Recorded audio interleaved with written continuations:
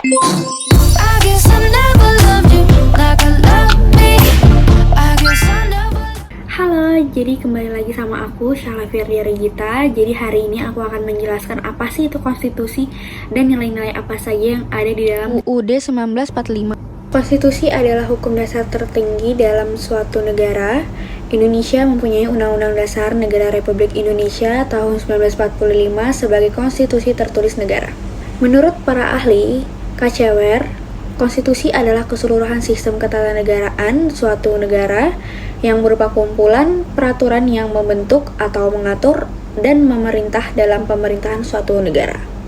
Fungsi dari konstitusi adalah untuk membatasi kewenangan tindakan pemerintah, untuk menjamin hak-hak yang diperintah, dan merumuskan pelaksanaan kekuasaan yang berdaulat. Ada 3 nilai-nilai Undang-Undang 1945, yaitu nilai normatif, nilai nominal, dan nilai semantik. Yang pertama, nilai normatif. Nilai normatif adalah konstitusi yang resmi diterima oleh suatu bangsa.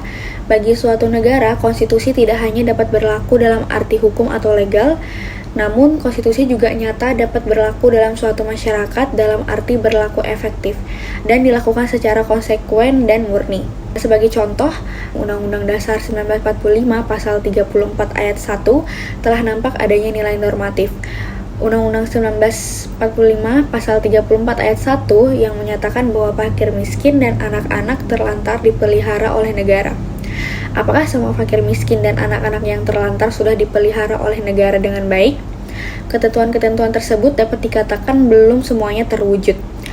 Walaupun dalam pelaksanaan, ketentuan-ketentuan tersebut masih terus dilakukan.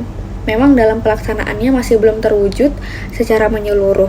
Oleh karena itu, sudah saatnya kita semua sebagai warga negara Indonesia untuk bersatu dalam melaksanakan Undang-Undang Dasar 1945 secara menyeluruh dan konsekuen. Hal ini dilakukan agar pelaksanaan Undang-Undang Dasar 1945 dapat lebih cepat mewujudkan apa yang terkandung dalam materi muatan Undang-Undang 1945 ini, sehingga nilai normatif dalam Undang-Undang 1945 ini benar-benar terwujud secara menyeluruh dalam tatanan pelaksanaan.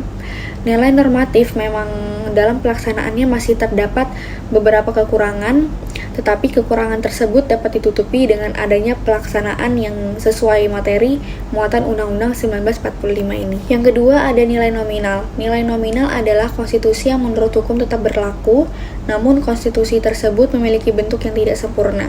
Konstitusi yang tidak sempurna itu dapat disebabkan oleh beberapa pasal tertentu yang tidak berlaku atau tidak seluruh dari pasal yang terdapat dalam Undang-Undang Dasar bisa berlaku bagi seluruh wilayah negara.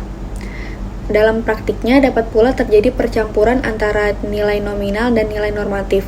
Hanya sebagian saja dari ketentuan Undang-Undang Dasar yang dilaksanakan, sedangkan sebagian lainnya tidak dilaksanakan dalam praktik, sehingga dapat dikatakan bahwa yang berlaku nominal hanya sebagian, sedangkan sebagian lainnya hanya bernilai normatif. Dari seluruh jumlah pasal dalam suatu konstitusi, terdapat beberapa pasal yang tidak dapat diberlakukan dengan baik, bahkan mungkin di beberapa daerah tertentu dapat diberlakukan dengan baik atau tidak dapat diberlakukan sama sekali. Itu mungkin dapat diberlakukan setelah mengalami perbaikan, perubahan, atau tambahan. Contohnya adalah pada pasal 28B ayat 2 tentang hak asasi manusia yang berbunyi setiap orang berhak atas kekeluargaan hidup, tumbuh, dan berkembang serta berhak atas perlindungan dari kekerasan dan diskriminasi. Walaupun dalam ayat tersebut terdapat hak atas perlindungan dari kekerasan dan diskriminasi, namun kenyataannya masih banyak diskriminasi penduduk pribumi keturunan. Terakhir ada nilai semantik. Nilai semantik adalah suatu konstitusi yang berlaku hanya untuk kepentingan penguasa saja dalam memobilisasi kekuasaan. Penguasa menggunakan konstitusi sebagai alat untuk melaksanakan kekuasaan politik pada waktu secara hukum yang berlaku, tetapi dalam praktek atau kenyataan berlakunya itu hanya untuk kepentingan penguasa.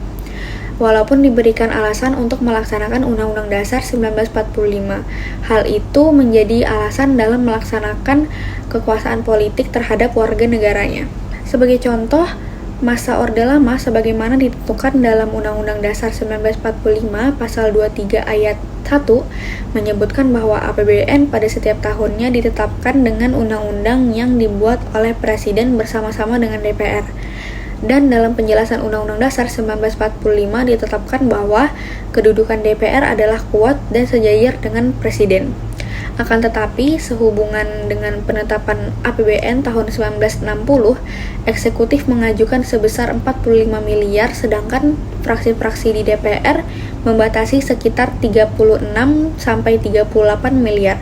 Akhirnya, Presiden melalui Penpres nomor 3 tahun 1960, tanggal 5 Maret 1960, menghentikan kegiatan DPR. Oke, itu adalah penjelasan dari apa itu konstitusi dan nilai-nilai apa saja yang ada di dalam konstitusi itu.